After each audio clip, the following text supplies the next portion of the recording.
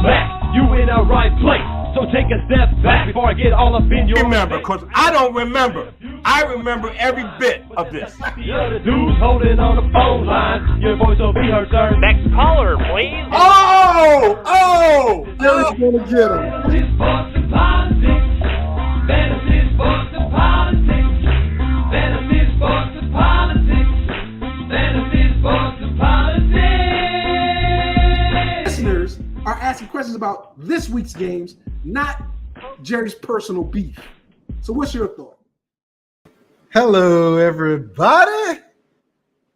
Bada bing, bada bang, bada boom. It's the realest G in the room. It's me, Mr. FSP, doing what I do because I do it for you all day, every day. And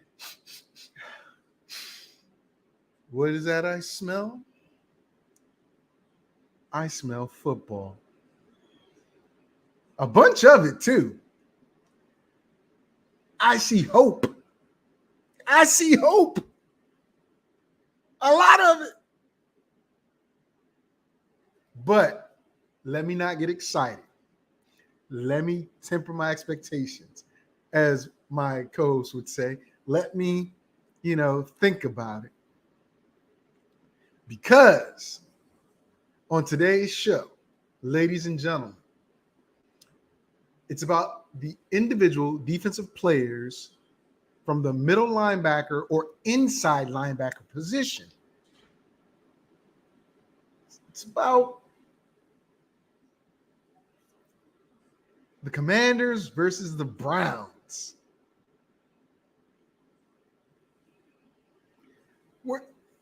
Let's put it this way. We're not going to discuss the whole game. We're going to discuss the starter's performance. If we get into the whole game, that's fine. But the intent is to just talk about starters versus starters because we saw that. It's a lot to talk about, even though it was a few series. And lastly, but definitely not least,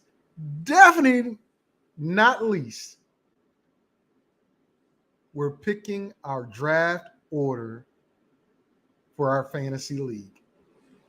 And when I tell you there's some hype in the league over this, there's major hype.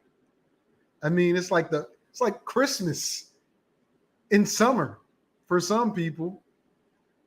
One owner already said if he gets the first overall pick, he wants to trade his entire draft. He does not want the first overall pick. He's willing to trade the entire draft. Wow. Let me bring in my co-host, JT ATM Money, the Cleveland Brown fan in his orange and black and what is he on the shirt? A black king was born in May. I know. Thank you. You were as well. Hello, Mr. Taylor. How you doing? What's up? I really can't hear you. I said, how are you doing? What's up? Oh, okay. There we go. Oh, a lot's up. Well, do you want to get the painfully obvious out of the way, or do you want to go into the IDPs? I don't care what you do. It's your show. I don't care what you do. My purpose in this show to find out where my draft position is. I could give it, about anything else. Really? Absolutely. Your stream is really, really, really slow, bro. I don't know if it's on your end or what, but I'm picking up you really like after you've already said stuff. But anyway, I know you would say that, or I knew you would say that, especially with the performance of your first team offense and first team defense versus Washington's first team offense and first team defense. I knew you would say something like that. I knew it. I'm not too over the moon with everything. Yeah, yes, you are. Let's go. No, I'm not. Come on. I will say this. I am excited by the potential I see in Washington picking up that offense and how they dismantled one of the best defenses in the NFL. I mean, and how the defense, man, I get it. It's first preseason game for Washington, second for Cleveland, so they should have been performing a lot better. But it looked like they were in like mid-season form. Seriously. Champ. That means I know who Champ is. I know who Champ is. If it is Sammy, we're gonna have some fun today. I see his fan right now, but he's got Champ up. Anyway, Mr. Taylor, your I guess your thoughts on the first couple series of your first team offense and defense versus Washington's first team offense, first team defense. It's pregame. It's preseason. I really don't pay attention too much on preseason. I've said this in the past, and I'll say it again. Doesn't make a difference what team it is. I don't pay attention too much to preseason for the simple fact it doesn't count. They're just trying things out. What works? What do they think is going to work? And what doesn't work? And what they know doesn't work. They're just trying things out. So in order to refine it for the regular season, plain and simple. So I guess being though it's Cleveland's second preseason game, wouldn't you expect it to be better than what it was? Because as you said, they were trying things out week one. No. The first week of the Cleveland's game was all backups. Not all, but mostly, yeah. Yeah, the majority of who was in there were backups. And yeah, week one. That was stated. So it's in a sense the first week of what the so-called starters, and not all the starters played. Correct, on both sides. That's right. Correct. So what's it mean? It doesn't mean anything. It's the first preseason game of what's people prescribe, or not prescribe, but are believing going to be the starters. First preseason game, official preseason game. It don't make Washington. It was the second official for Cleveland. Stop it. You mean the Hall of Fame game doesn't count as preseason game? The first preseason game I just stated were backups. That's Jerry. Don't do that. Don't do that. You don't do that. You sounded so. The first preseason game was backups. That was stated. I get it, but then you turn around and said the official first preseason game was yesterday. I'm like, come on, dude. For Washington, it was their first official. A preseason game for the starters. If you listen to what I was saying, I said the first preseason game for most of the starters was this week.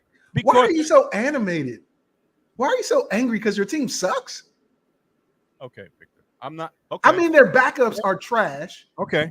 I was trying not to go here, but you're getting animated. I just wanted to know what I was trying to get from you is, based upon what we saw last week from Cleveland to this week, where things, as you said, should have been getting refined, what were your thoughts about what they did? I just did.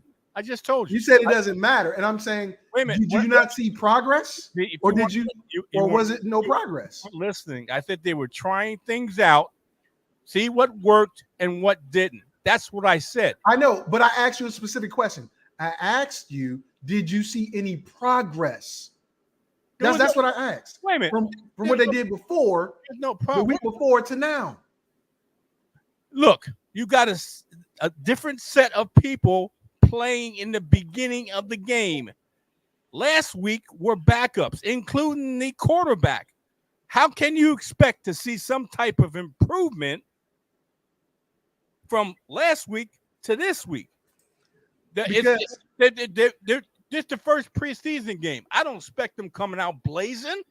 I don't expect anything. I just wanted to see players play because they have to get the reps in order to get in game speed, in order to understand what's going to be happening in game speed. So I don't expect any type of improvement. I could care less. I just wanted to see, because it's a preseason game. Okay, it's my team. I wanted to see what was going to happen. I didn't expect any type of improvement. I expected for them to get their game reps.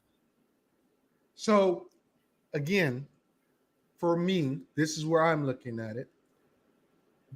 Whenever a team has a game up, so to speak, against a live action, like they're not stopping when you're about to hit the quarterback in scrimmages and stuff like that. And some of the players who played the week before played with the starters this week for Cleveland. Quite a few. Let me finish what I'm saying, because you didn't understand my question, and that's why I think you're getting frustrated. I understand it completely. Well, okay. You understand it? Okay, tell me what I'm asking you then. What am I asking you?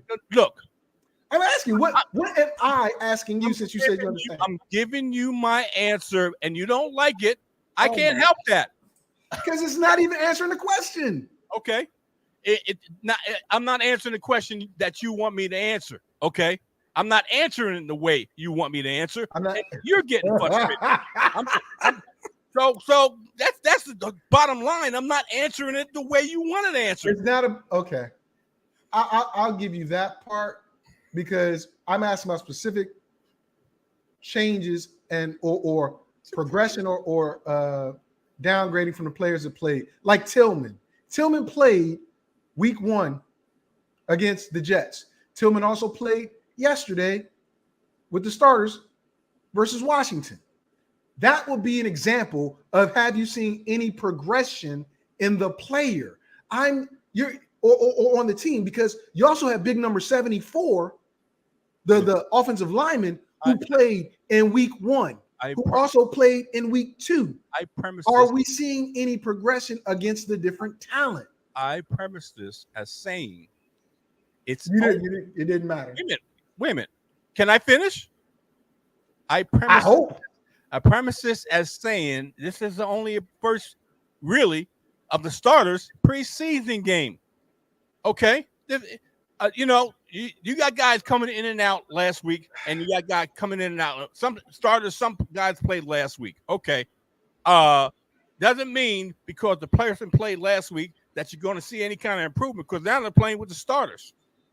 But it's only a preseason game, so they're just look, like I said before, and I'll say it again. They're trying to get their reps.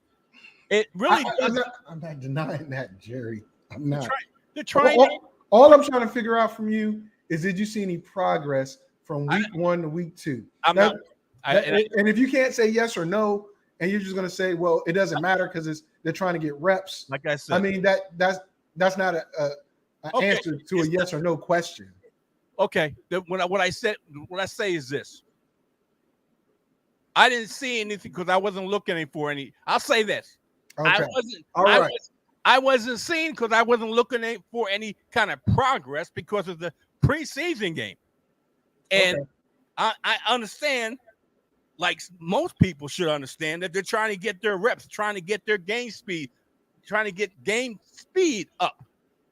Not necessarily. And I've also said this many a time before the regular game started in preseason. And I'm not calling any team bad team, but what I'm saying is this: good teams don't care about winning losses. Bad teams are trying to set a mindset, so they're trying to do their best to put players on the field to get him in the minds of winning, to get them in the mindset of winning. That's part of preseason too. So I've said this before, and I'll say it again. Preseason don't mean a whole lot for good teams or teams that think they're really good, really got a lot of going for them. Bad teams, the coaching staff is trying to get the winning mindset into bad teams. So they're trying a little harder to get those teams to win in preseason.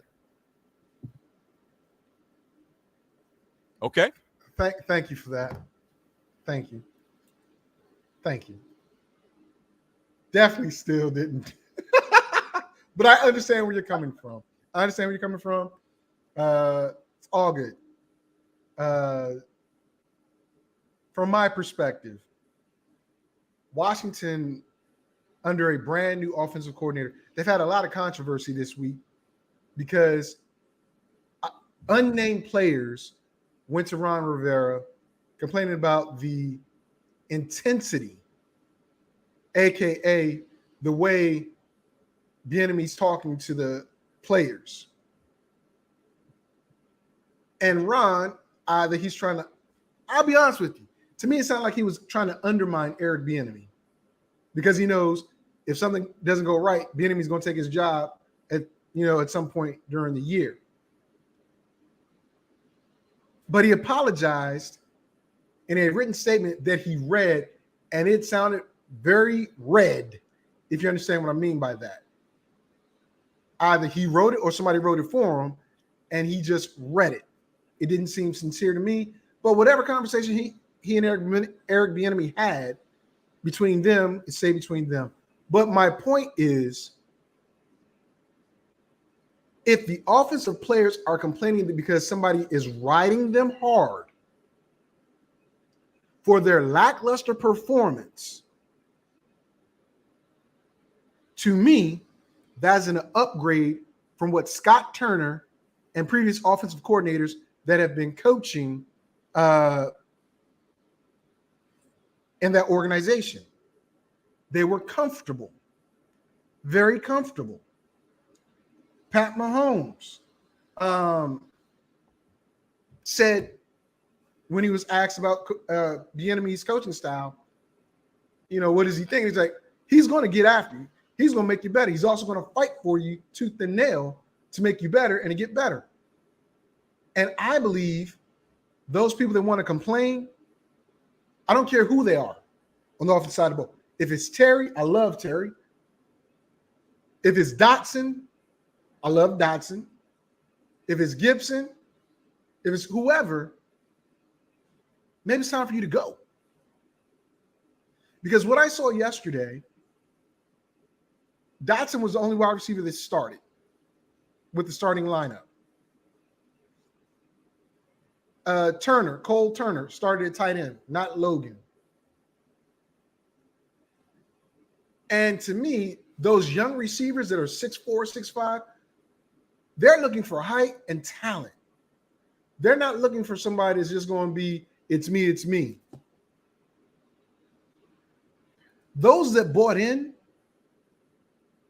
showed the system is working in 2 drives. No, I get it. It's only 2 drives. As I said before, you're going against, I believe it was like 95% of the starters of the Cleveland Browns defense, all the starting cornerbacks, which is a big deal because if you have rookies and free agents and one starting receiver versus the starters for Cleveland's secondary performing the way they did, that's a good sign for Washington. Now, on the flip side, Watson went 3 of 12. 3 for 3 for 12 yards. Oh, get it right. I thought it was 3 of 12. So 3 for 3 for 12 yards.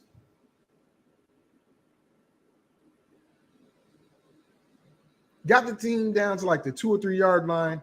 Couldn't get it in.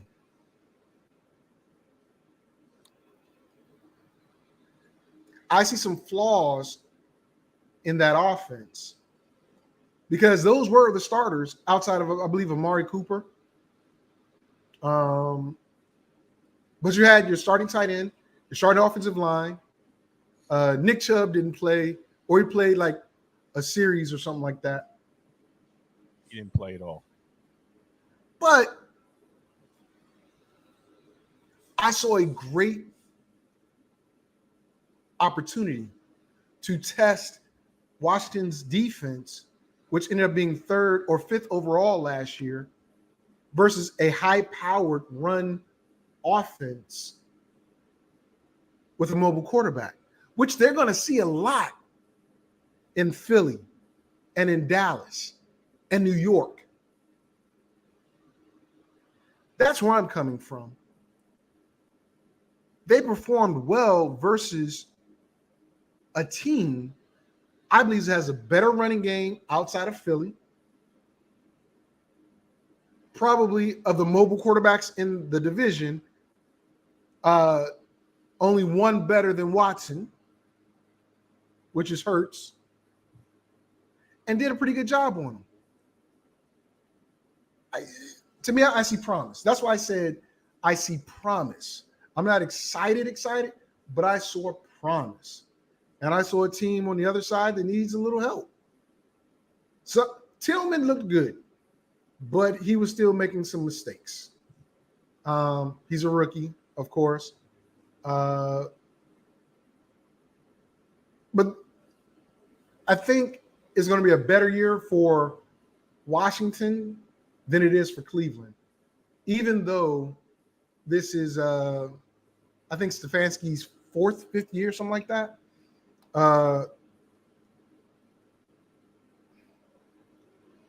The buy-in is there. The execution isn't, if you understand what I mean. All right.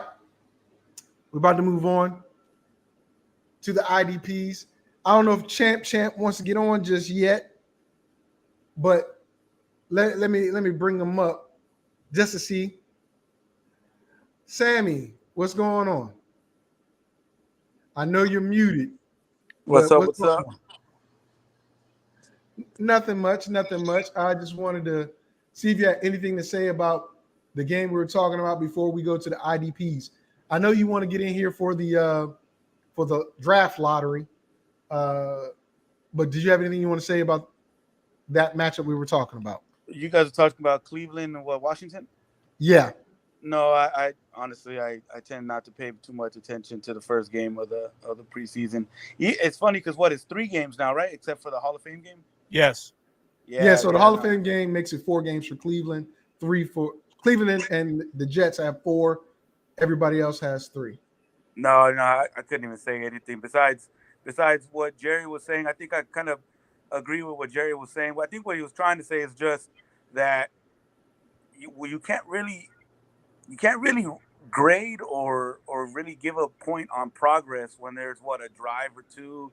That's all it is. It's like, it's minimal, and it's like I think most players are just trying to get out of there and not hurt, so that's what I think. Sammy, I agree with that, but there was particular players that played most of last week, and now they were running with the first team. Yeah, you could be right. Like I said, I didn't watch it. But I think when I was hearing them out, I was kind of just like, it's kind of hard to give a progress report on players who are just trying to get reps and not get hurt. Thank you. It doesn't matter. You can thank them all day. You still didn't answer the question. All right, but how's the champ doing today? So, hold up. Sammy. Yeah.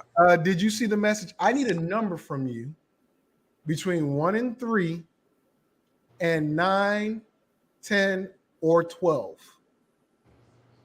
I don't know what that's for. I wasn't looking at the messages.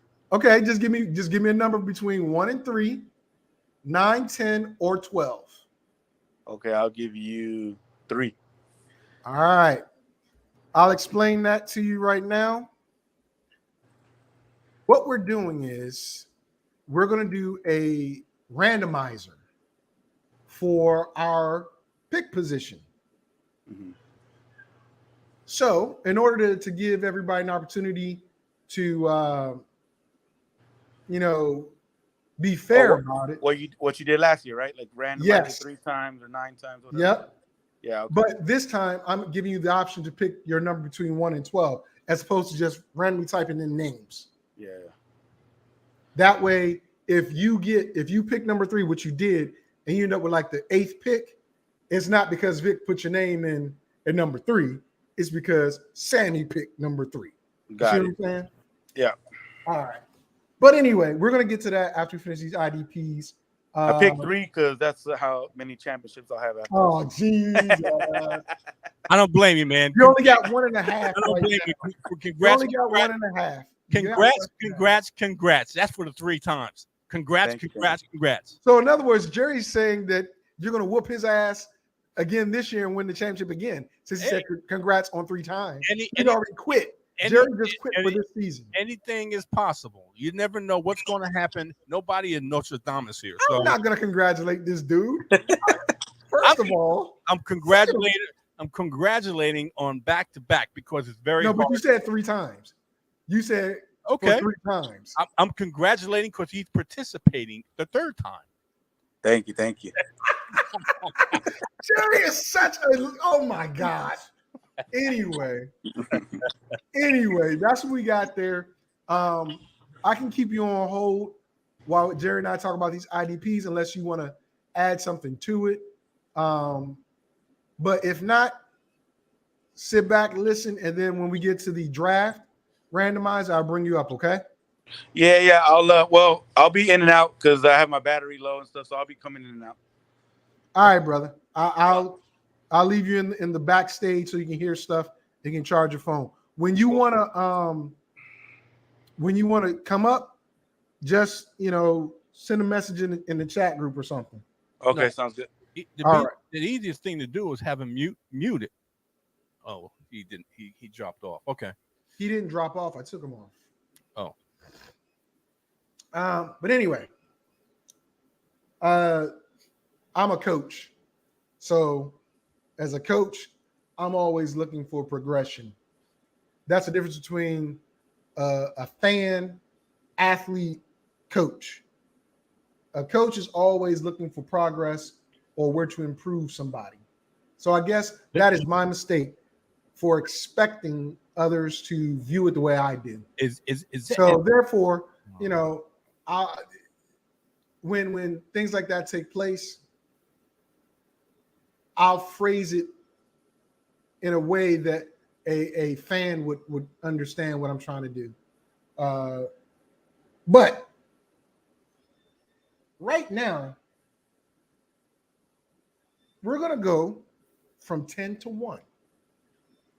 Interior linebackers, off-ball linebackers is the sexy term now. So that's mainly your middle linebackers. In a 3-4, the 2 inside backers. Why are these guys important, especially in IDPs and in fantasy? Well, one reason is they're mainly tackling machines. They're flowing to the ball, and they're calling the plays for the defense. By most terms or most cases, they're the captains of the defense. If you have a linebacker that's going side to side and blitzing and doing run supporting and covering tight ends and running backs, he's more likely to get a tackle or an assist, a pass defense, interception, a fumble recovery. Last year, one person was amazing at it. Just amazing. And we're going to count it down to what I think this year's top 10 is going to be. Jerry's going to give his feedback and give us his thoughts as well. But at number 10, I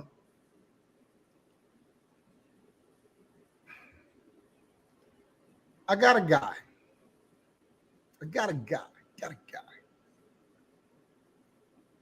Who is young and gifted.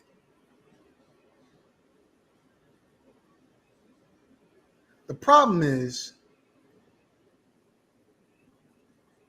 he's playing in a division that throws the ball a lot. So will his tackling numbers be great? Probably not. But he'll have a chance at pass defense. He'll have a chance at interceptions. He'll do a lot of things that a linebacker will do. And he popped really good in 13 games last year. He had 70 tackles, 2.5 sacks, 4 pass defense, 2 interceptions, and 2 fumble recoveries.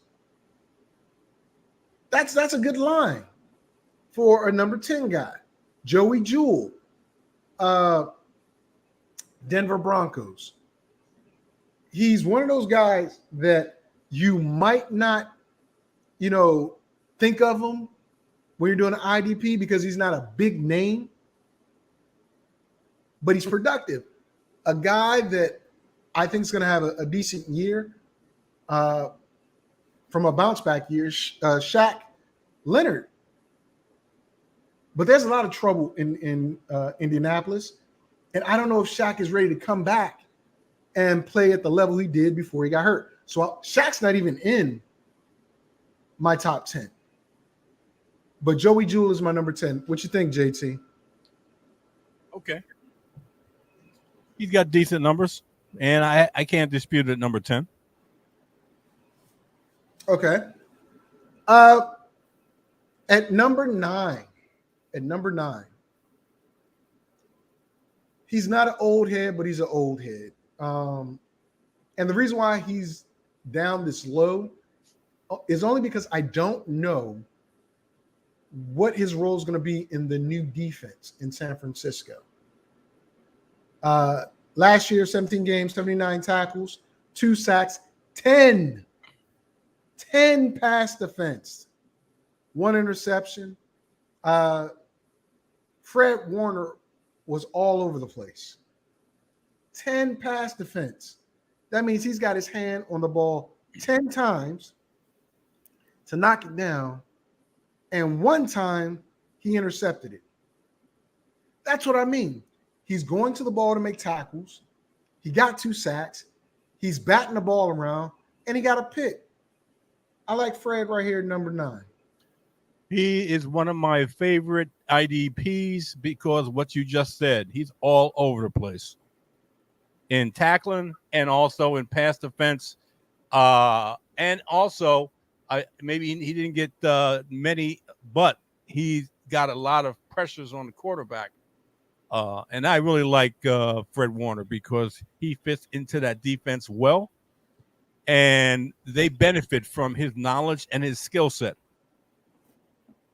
Okay. From there, I got to go. I'm trying to adjust my seat. I got to go to Indianapolis. Got to go to Indianapolis. This guy stepped in for Shaq Leonard, right? Well, he was one of the people that stepped in for Shaq Leonard. He played all 17 games, 102 tackles, 102, 3 sacks, 6 pass defense. Zaire Franklin is my number 8 because I'm not sure what's going to happen with Shaq. And another linebacker from the Colts team left and went to New York. So Zaire Franklin is going to have to cover a lot of ground. But what he did last year was pretty good. In freaking 17 games, 102 tackles, 3 sacks, 6 pass defense. I'm happy with that. What do you think? Zaire Franklin is a must-start linebacker 1 on a week, every week. Every week, linebacker 1. I love Zaire Franklin. Another one of an active linebackers. And 102, man.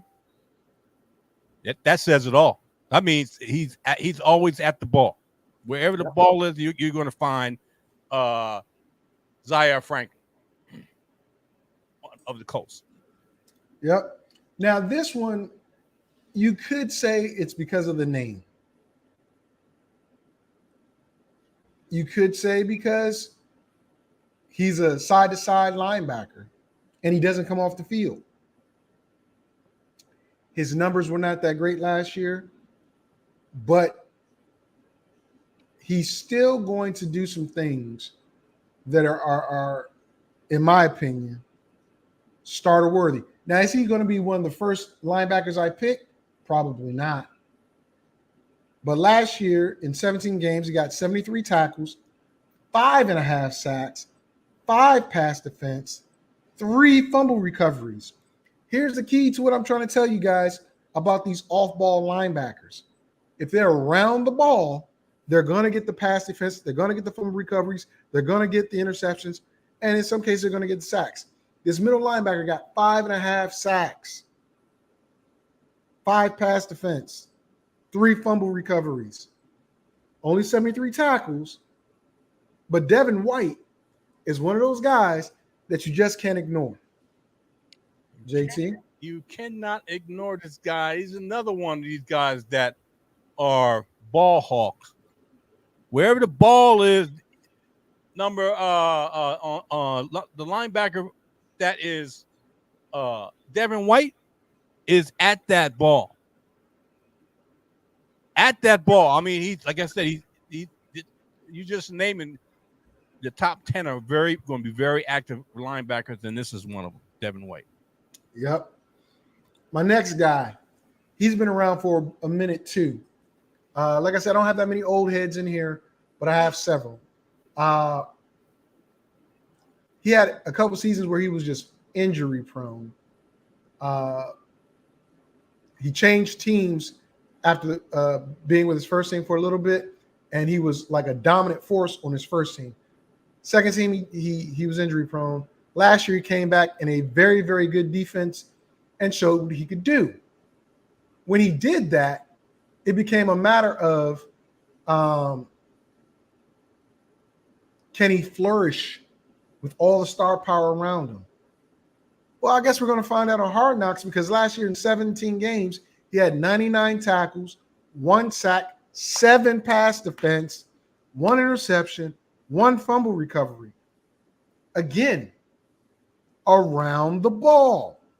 When you look at IDP, some people want to go with the corners, and I'm like, no, you can go with the corner if you want. Go ahead. Go ahead. I'm not. Nope. I'm going for the guys that get the 99 tackles, 1 sack, 7 pass defense, 1 interception, and 1 fumble recovery. CJ Mosley is a very good and solid linebacker. Again, will he be one of my top picks for IDPs? No. But if he's around when I'm ready to pick him, I'll get him. I'll get him. Because you know you're going to get production as long as he stays healthy. And on that Jets defense, he's going to stay healthy. What you got? He's 31 years old. I'm on the edge of what I think about C.J. Mosley. Okay, he had 99 tackles last year. He had 7 pass defense here, but he's getting older. He's 31 right now. Probably going, I don't know when his birthday is, but he's probably going to go into his 32nd year. How much better or how equal is his production going to be? That's the question.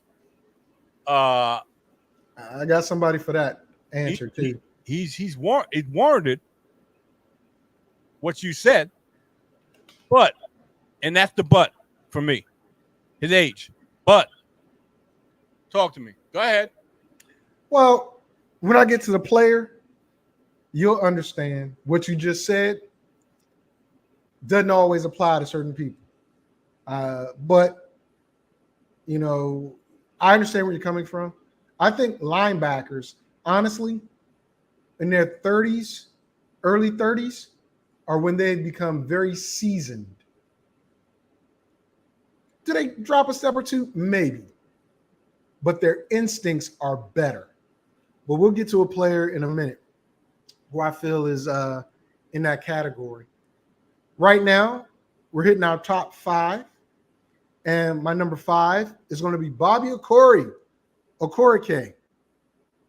Remember I said somebody left the Colts last year. It was this guy. He was one of the better talents because he was a young guy for the Colts. Last year, 17 games, he had 97 tackles, 5 pass defense, 2 fumble recoveries. Again, not a day one starter, or not a day one starter, a name that you're looking for to fill your IDP spot, but his transition to the Giants to take over that middle linebacker spot is pretty key as to why I have him in my top 5. 97 tackles, very good. Don't blow me off of the board. 5 pass defense, also very good. Not blowing me off the board. 2 fumble recoveries, again, not blowing me off the board. Remember where he played. The AFC South was terrible. Let's keep it real. He was the outside linebacker, whereas the other guy I talked about was the inside. But both are off-ball linebackers. Now he goes to the middle. It's going to be interesting. I think this kid is a bunch of talent, and there's a reason why the Colts drafted him a couple years ago. But there's also a reason why he decided to leave. They weren't going to pay him. The Giants did. Your thoughts? Okereke. Well, my one thing that you left out, which I think is important, this linebacker, even though he had 97 tackles, over a half of his tackles he had 52 assists. That means he's, like I said, he's around the ball. He's around the ball. And that's important. That's what I look at in a linebacker or a defensive player. Okay, you have X amount of tackles. How many assists do you have? Where were you at? Besides having 97 tackles, you had 52 assists. So that helped him with the tackles. So I'm liking that Bobby Okorike a lot. Well, I like the position he's in on the team he's on to be even more productive.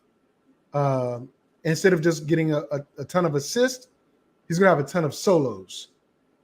Again, side-to-side linebacker. All right, top 4. Now, here's where I was going to shoot you in the foot on that age thing. Would you agree with me that Bobby Wagner is still one of the best linebackers in professional football? Okay. He's 33. So, okay. He's 33. Exactly. Okay.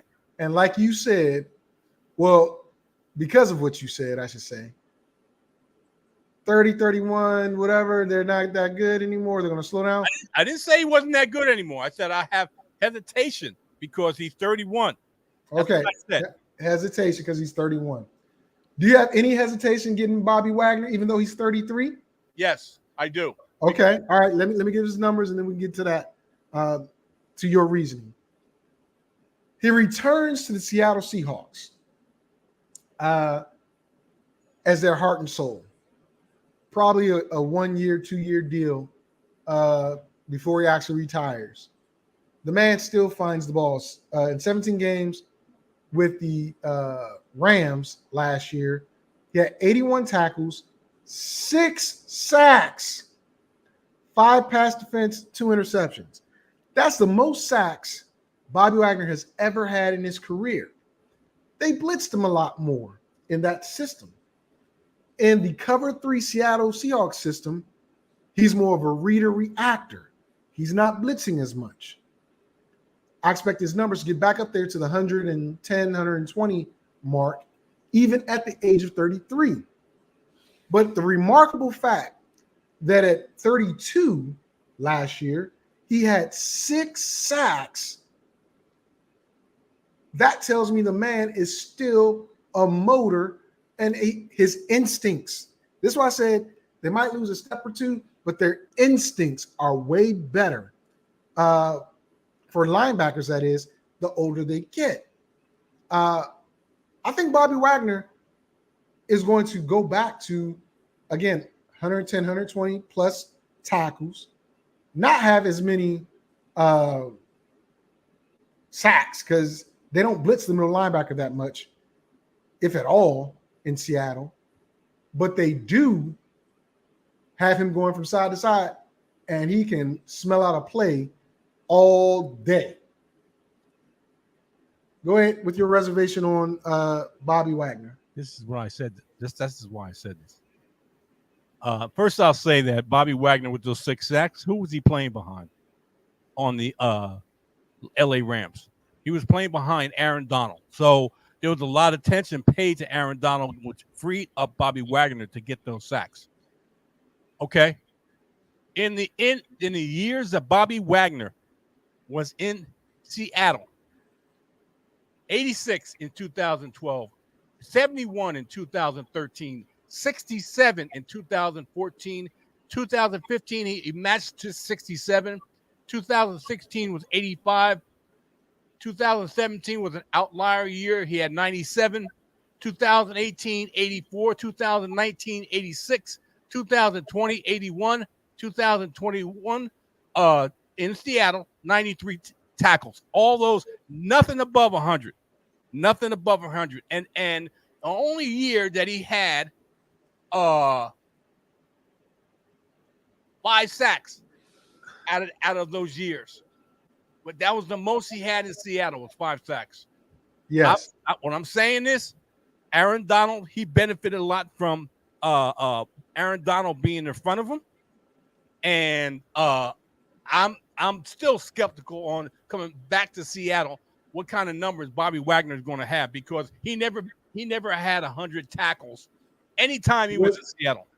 Okay, so solo tackles, no. Combined tackles, yes. His assist and his pass defense and his forced fumbles and fumble recoveries, again, you gave 1 metric, which is fine. I gave 5 metrics. That's a huge difference. I gave 2 in play. No, you gave me you gave me 2. You gave me sacks, and you only gave me 1 sack here. You didn't give me sacks all over, but again, he only had 5 1 year before. As I said when I brought him up, 6 was his most ever. But he's hitting people, causing fumbles. He's defending the ball. I believe he used to average like 7 to 10 pass defense a year, which again, those are points. So when you're looking at the total package and not just what you want to wait a minute to bring it down. Wait a minute, I'm not finished. To break it down and say, okay, well, you're skeptical. I get it because you're factoring in his age, you're factoring in Aaron Donald, and whatever else you got. But I believe this man's going to hit 110, 120 tackles in the system he's going to be in. Let me put it this way. You didn't add assists to anything. You just said tackles, and that's what I was going on. And the fact is, depending on the scoring of the ADP, pass defenses can and cannot count. They're counting. We always count pass defenses. Well, you didn't say that. You didn't bring out the scoring system. You just said pass defense. Okay. All right. Yeah, pass. What does pass defense mean? Knocking down the ball, right? We count those because he played the ball. We've always had that in the scoring for our IDPs, right? Wait a minute. Now, last week, you asked me what type of scoring did we have, and I told you what type of scoring at. Now, no. Now, what do you mean? Scoring do we have? Yeah. In what? You said is this in standard or is it in PPR? Oh, that's what you're asking. Okay. No, I need you to be specific because now I know what you're talking about. Yes. Now I know what you're talking about. Okay. So standard or points per. You're talking about on your show, Yes. not my show. So I'm So talking. let's make sure we're clear because I didn't ask you that on this show. Saying last week you changed up. Now you're changing up. Now No. you're just assuming. Wait a minute. You're just How am assuming I changing up? everyone knows what the scoring system is, and that's why. You're right on that. You're right on that because I didn't make that clear. However, don't conflate the two shows on what I said on one show with what I said on this show because we were talking about offense on your show. On this show, we were talking defense. But I get what you're saying. I didn't specify the scoring. You're absolutely right. I didn't.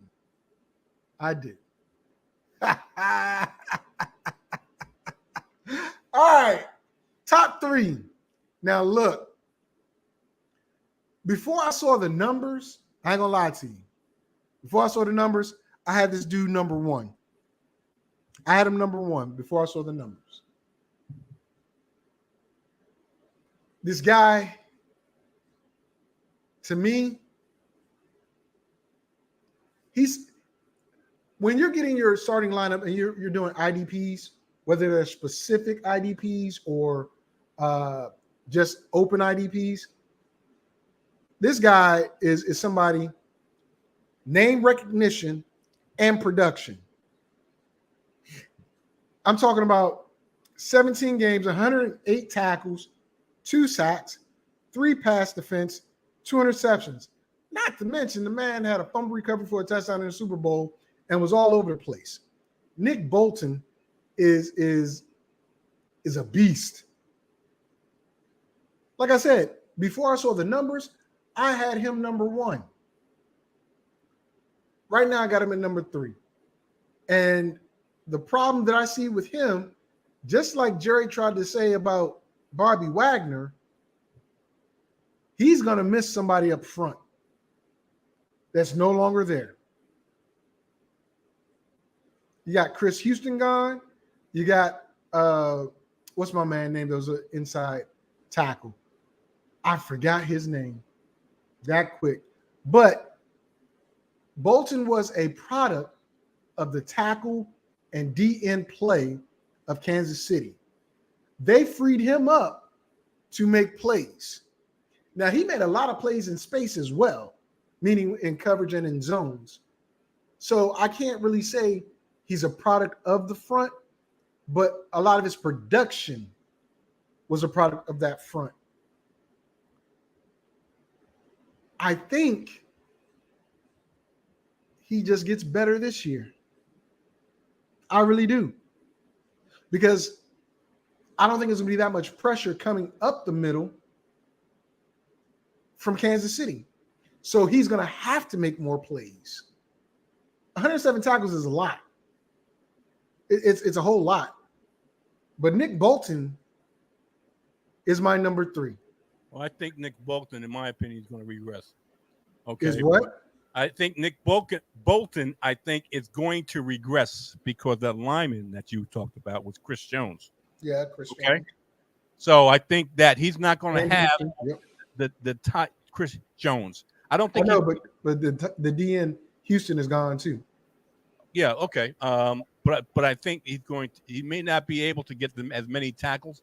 I think what's going to help him is that he's probably going to be able to get more pass defense because he may not get to the quarterback, but he'll be able to put his hands up to prevent passes from going out for the quarterback.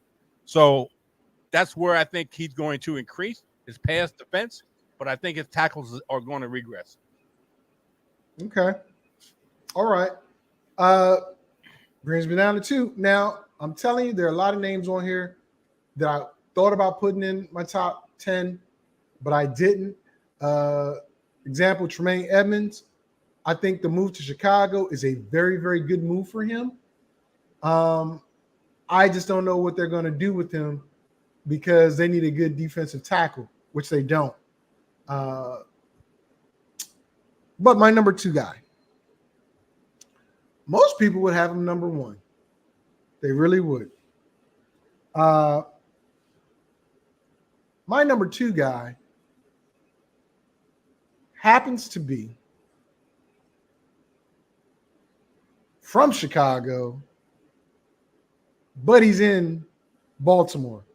17 games last year, 103 tackles, 4.5 sacks, 6 pass defense, 3 interceptions.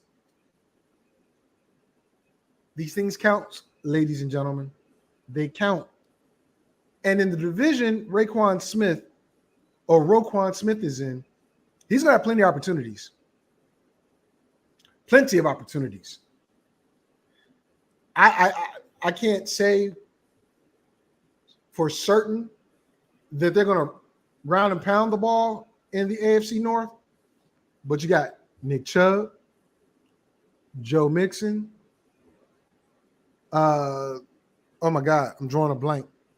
Oh, Najee Harris. On teams that like to run the ball. Roquan can smell the ball. He can smell the ball. I think his numbers get a little better this year. Second year in the system as the leader. Not, mid-season trade, so on and so forth. Roquan, number 2, what you got? I can't argue with that. I'm just surprised you got him over Nick Bolton. Over Nick Bolton, who had more tackles. But it is what it is. This is your list. Thank you. Now, I said I had Bolton number 1 before I saw the numbers. And I did. But then when I saw the numbers of this kid, I was like, holy smokes. I didn't say smokes. This kid in 17 games, it's a good stat line. 128 tackles. Tackling machine. 2 sacks, 5 pass defense, 2 fumble recoveries.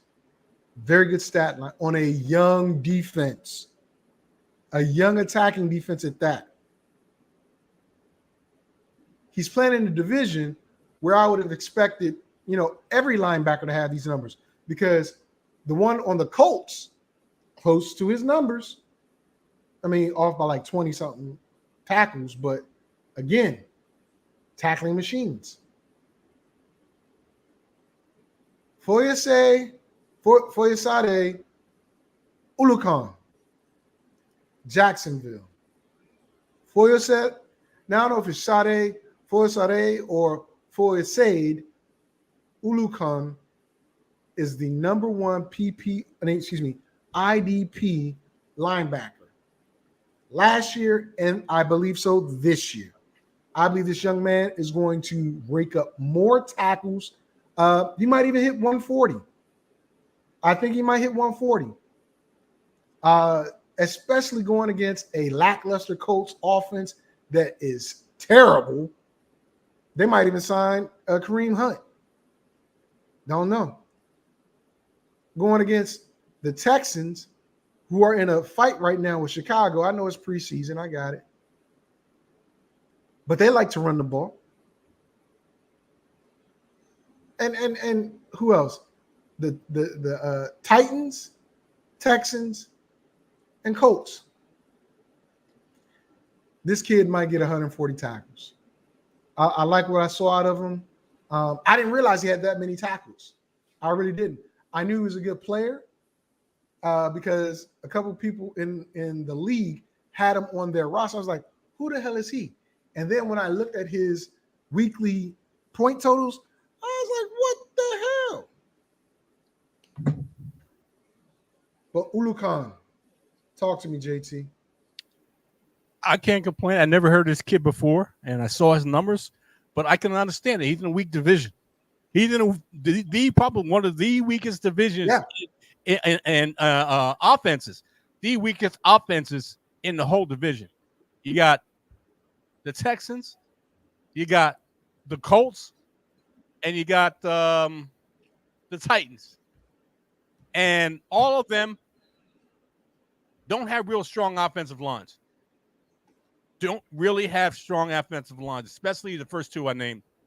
The Titans are fair, but the first 2 I named, the Colts and the Texans, That's open season for a linebacker against whoever. That's open season. Yep. Well, with that being said, ladies and gentlemen, that completes our linebacker list. Next week, we're going to do DBs. That includes corners and safeties. A rule of thumb for me, as I said earlier, I don't go after corners. Why? Because the very good corners don't get thrown on. They don't. So you're just wasting a spot. You're hoping for a big play. I get it. The safeties, on the other hand, strong safeties at that, just like linebackers, money in the bank. Talk about those next week. But right now, you know what I'm going to do, JT? Let me play a little music. Let me play a little music. You know what? I want to go with some rock. You going to bring Sammy in? Let me. It's a little loud. A little loud. I got this. I got this. Thank you. Thank you. So, we're going to do a little something different here. A little loud. Guy, I got this. I turned it down. No, you did? Just let me do what I did. Yes, I did. I know what I did. All right. I know what I'm hearing. Okay, what you're hearing, it might be still loud, but I did turn it down. I'll turn it down a little more, but I turned it down. Calm yourself. All right. All I'm saying it was loud. That's all I'm saying. Here we go. So, Sammy, my boy, I'm going to bring you on. I want you to give your analysis as the 1.5-time champs. Let's hear your thoughts on this draft lottery. I mean, I don't know what to say. I mean, the draft, honestly, to me, as long as I'm not too far, I don't want to be in the first couple picks. And it really doesn't matter. It doesn't really matter personally because we're still waiting on whether it's going to be 2 quarterbacks or 3 wide receivers, 3 running back, right? 1 quarterback. Yeah. Well, people might vote to have another quarterback. Just relax, Jerry. Yeah, so I mean, if it's like that, then it just depends. I mean, he already said on the chat it's 1 quarterback. Jerry, but we're still voting on the extra position, which could be a quarterback. Calm down, bruh. He just don't want another quarterback. Yeah. Oh, my God. Yeah, so I don't know. I mean, it's up in the air, but I don't know. As long as I'm not in the front where I got to wait like 23 picks before I do a double pick, I'm fine. So are you going to be like Truck? If you get the first pick, you're going to trade away your entire draft? No, I'll figure it out from there. But if I had to choose, I'd like to be kind of closer to like 9, 10. Okay. Yeah. Well, let me bring in Jerry's favorite, his best buddy, because he has the best name in the world for Jerry. Louisiana. Coon asses. What up, Hoss? Hey, LC. LC, is that you, Hoss? Or is that Chris? Okay, I guess I don't know who LC is. I'll take him off. I thought it was Louisiana Coon asses, but it wasn't. All right, welcome and stick around. We're going to keep going. All right, ladies and gentlemen. Wait a minute, he turned his mic on. LC, who is this? All right. JT, I'm about to share my screen. Here we go. So, ladies and gentlemen, the way we're doing this is I've allowed league members to provide me a position that they want as their starting point for this lottery. As you can tell, name of the league is Street Football, Neighborhood Street Football 2023 draft pick order. I have not heard from several owners, so I'm going to fill in spots for them. So, Dave, you're going to be number 1. Number 2 is going to be Argani. Number 9 is going to be Christopher. And number 10, Van. And number 12, who am I missing? Who am I missing, guys? I don't know. I don't have it in front of me. I have no idea. San Christopher, George. Oh, no. I got Truck, Argani, Sam Christopher Van. Oh, Tony. Tony. So the way this works, everyone, is very simple.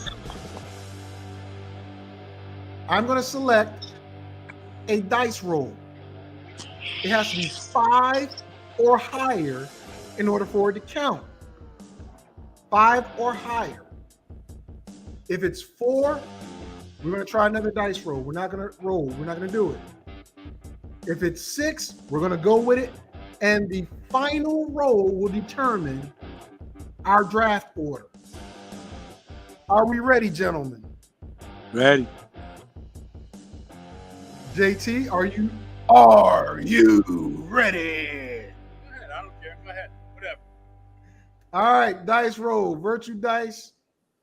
Gonna be 2D. It's a 10, y'all. It's a 10. We're going with it. Here we go.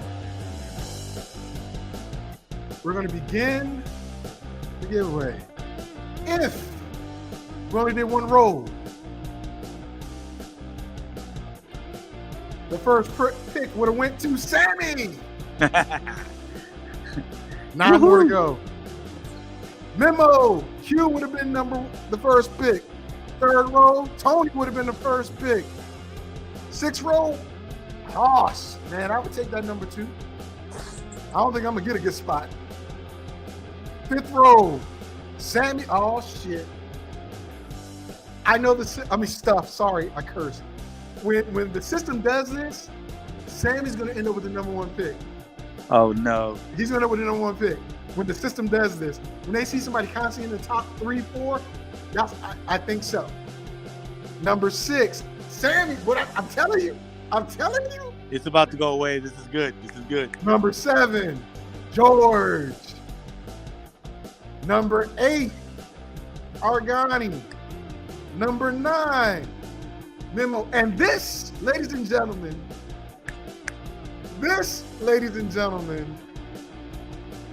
will be who gets it. Oh, why not do that? Let me go back to it. All right. The first overall pick. You know what? I should hide it. I'm going to hide it. Come on, man. Come on. Stop playing games. Hey, this is my stuff. All right. This is our league. Come on. Silence. I'm Roger Goodell right now. With the first overall pick in the 2023 Neighborhood Street Football League, the Sammy! Told you. Sammy will pick who? Yeah, the first overall pick. And you know what? Truck called it. Truck said I was going to get the 6th pick. And I got the 6th pick. This is terrible.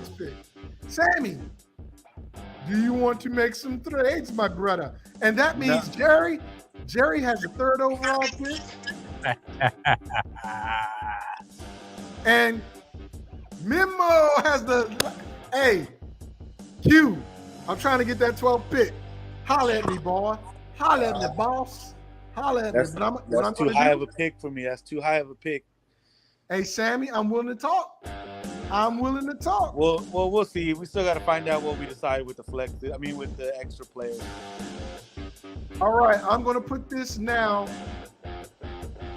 in our league. Then you know what they're gonna say next year when I win it? They're gonna say, well, he got the first pick. How is he gonna? I can already hear it. Hey, bro, you're not gonna win. First of all, Well, I mean, I guess we don't know, but I can already hear the, the whining they let and me ball complain. Oh, I feel you, brother. I feel you. There's a bunch of whiners and complainers all the time. I know. These jokers always complaining about something. But I'm putting it in the group chat right now. Draft order. Let me make it all capital.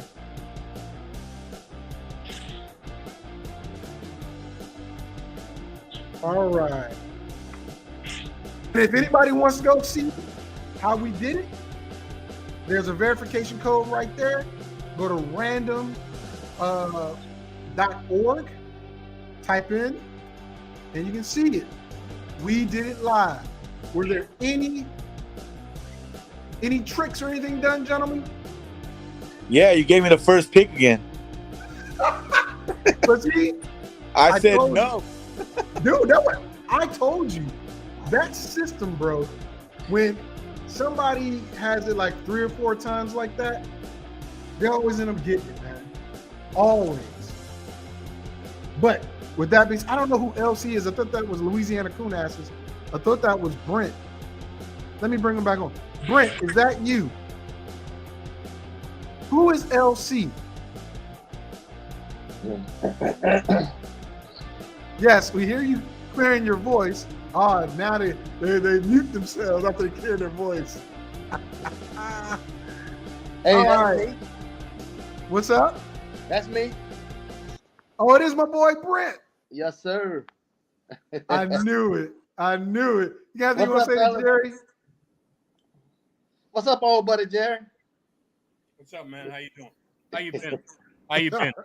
Working, man. It's so hot down here, man. I almost forgot about the little show today, and I came back and I said, God damn, I almost missed this show. Let me go around and see if they still on. Okay. Well, Jerry picks in front of you. He has pick 4. He has pick 3. You have pick 4. Will there be any wheeling and dealing between the two of you? It all depends, man. I'll entertain anything, but I'm not into moving. But if somebody wants to present something, I'll entertain it. My boy. All right. So what are your thoughts for this upcoming season, Brent? I don't know, man. Last year was a rough year for me. My team stunk, and I'm just looking to redeem myself. Okay. Where do you think you went wrong? I think a lot got to do with where you picking at and how you have to wait so long. See a lot of people fall. It changes your strategy and everything. It just really messes you up. We've been playing this thing a long time, and where you pick at, it makes a big difference. Some people pick better way at the top. Some people pick way better at the bottom. It just all depends on where you're picking at and how the draft falls.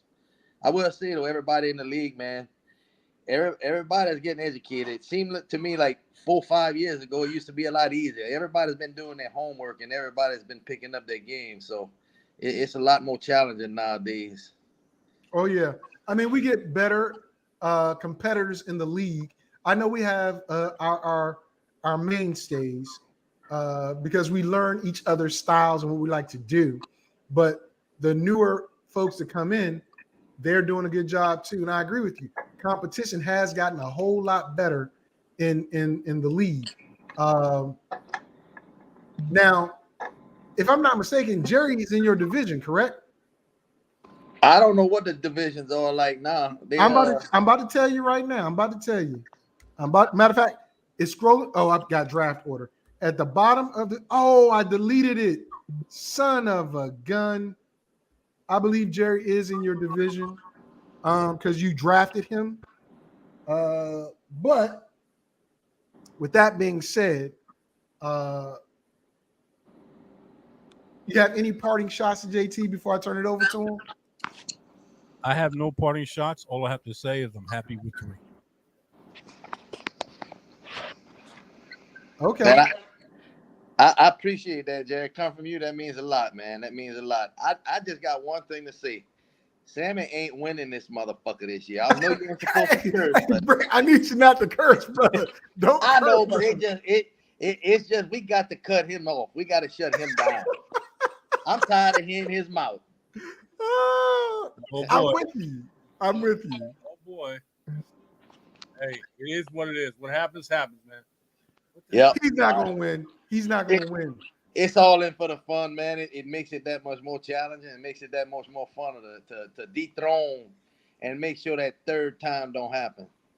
Oh, it's not, because he only got 1.5. So, I told you 3 years ago, whenever you gave him them 2 damn running backs, though, I knew we were in trouble. well, we changed the rule because there was such an uproar. Yeah. So, you know, I think sometimes whenever you got a big change like that, you got 2 or 3 new players in. I think we should just do away with the keepers and start from scratch over. Do a reset, you know? woo, I mean, yeah, I don't mind that. But I like the intrigue and the strategy of how you can keep your keepers and changing the way you draft. Right? But I mean, I'll put it up to vote. If people want to not do keepers next year. Matter of quick fact, question about those keepers. yes. So, all right, it ain't gonna be no secret for me. The only player worthy of keeping on my team is Mahomes. That'll save me from having to draft a quarterback. I ain't gonna be no secret about it. I'm keeping Mahomes. Well, That's the only one I'm gonna keep. It depends. When was Pat drafted? In And round 5. And was he a keeper from last year? No. Okay, then you can keep him.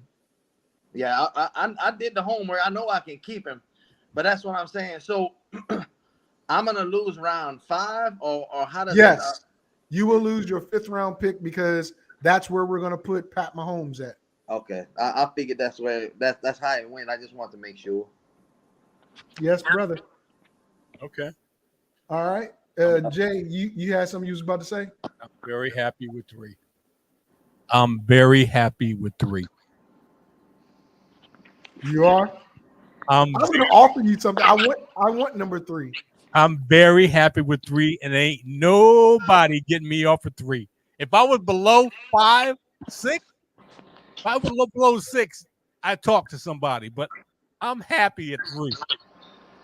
Well, Q, I want all pick 12s. So I'm trading. I want to trade down, Q. I want all pick 12s. Hey, that 12 pick it's a good pick. I know. It's ironic who I play the first week. Oh, don't look at the schedule. That schedule is going to change once I move people around, because right now Tony's in the wrong division. I got to move Tony to the right division, and then once I do that, the schedule will get adjusted. So don't worry about who you play week 1. That's not who it is right now. Okay, whatever. Whatever. Look, first thing, you see that, Brett? I'm excited. That's it. And I was like, whatever. Yeah. Hey, that's another thing that threw my damn year out in the turmoil last year was Jonathan Taylor. Man, that dude. Dude. He was brutal. I just, you get a player that you depend on like that, and he busts. It just throws you whole. When your number 1 goes out like that, you ain't got no chance. I got a question for the both of you. This goes to both of you. I don't care who answers first. Is anybody drafting Jonathan Taylor this year? And if so, where? Somebody will. I mean, why wouldn't you? If it's in the 8th, 9th round, and you got your starting lineup, pretty much your quarterback, 2 running backs, and a wide receiver, what it hurts? Somebody will. So let me ask the question. Would you draft him before you draft Alvin Kamara? Oh, hell no. No, man. No. Alvin Kamara ain't gonna be out but 3 games. Okay. 3 games is 3 games, man. That's a 1st round pick all day, any day. You know? Okay. All right. Don't shake Jerry. Don't help him. Don't help him, Jerry. Jerry's trying to help you, Brent.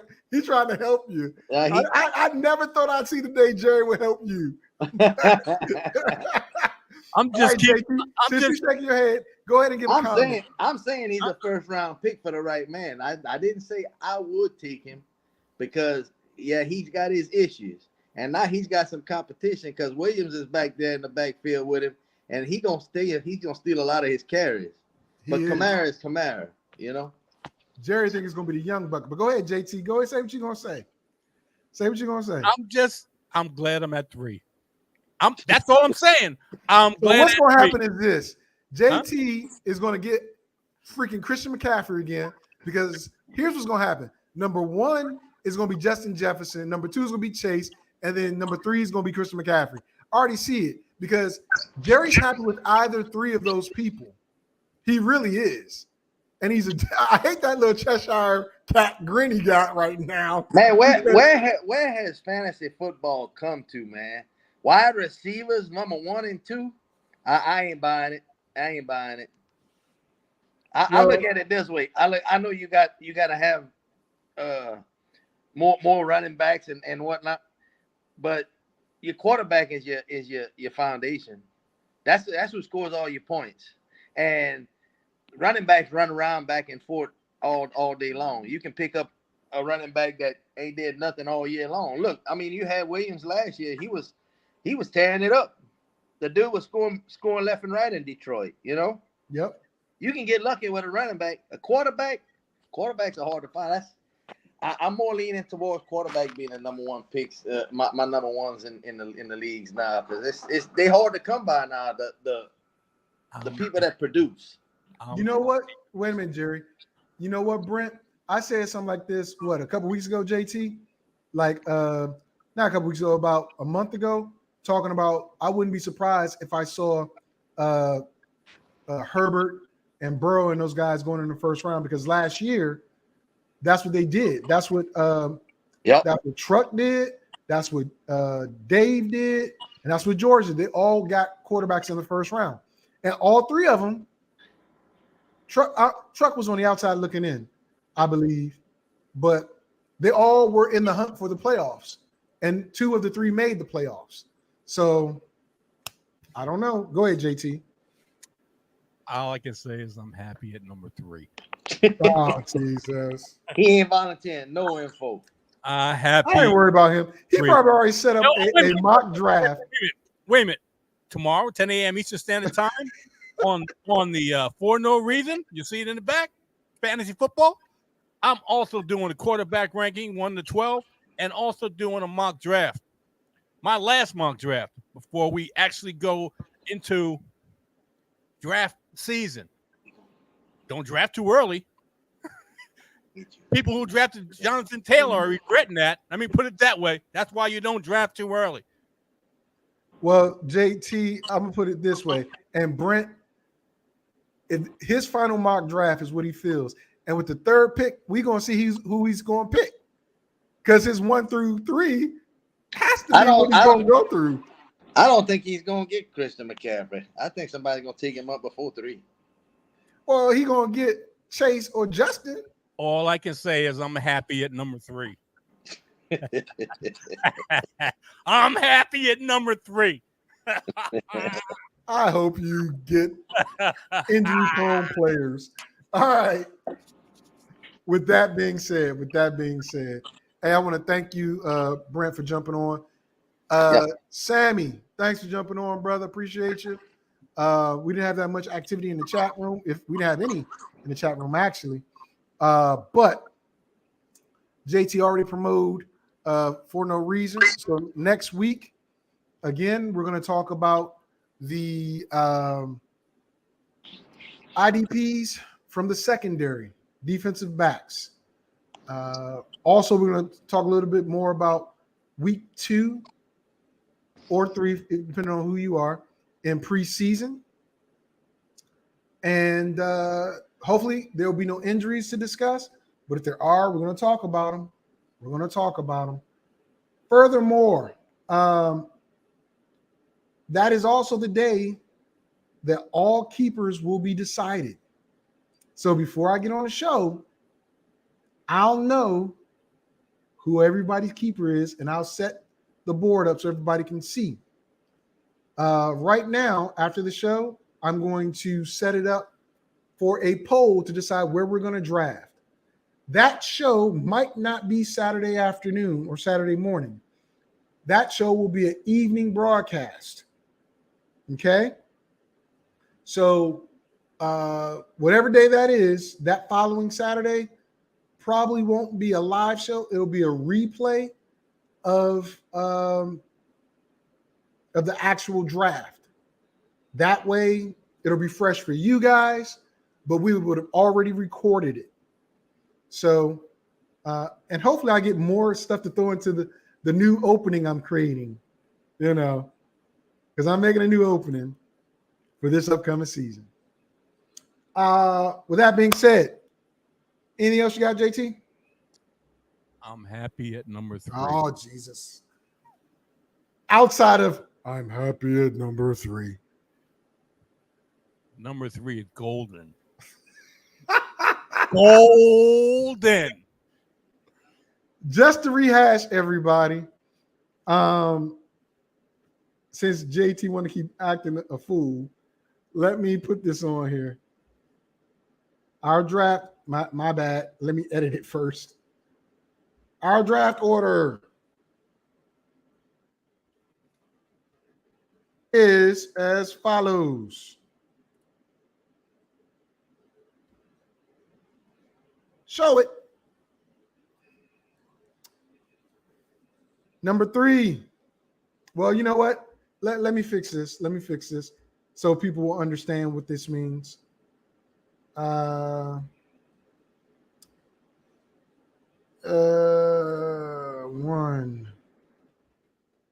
2, 3, 4, 5. He jinxed me with number 6, dude. I don't think I'm gonna win this year. I hate number 6. I hate it. It's okay. 6, 7, 8, 9, 10, 11, 12.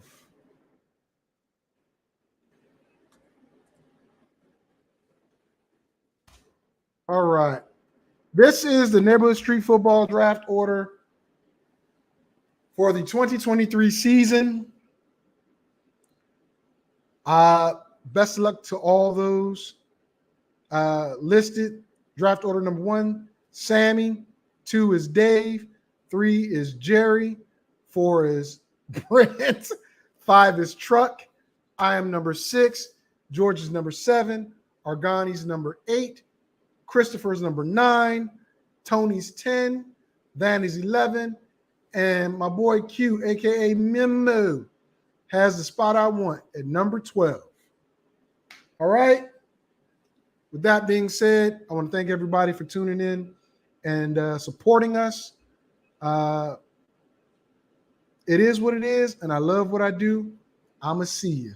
We out. Fantasy, sports, and politics. Get ready to rumble! You want to talk smack? You in the right place. So take a step back before I get all up in your Remember, because I don't remember. I remember every bit of this. The other dudes holding on the phone line. Your voice will be heard, sir. Next caller, please. Oh!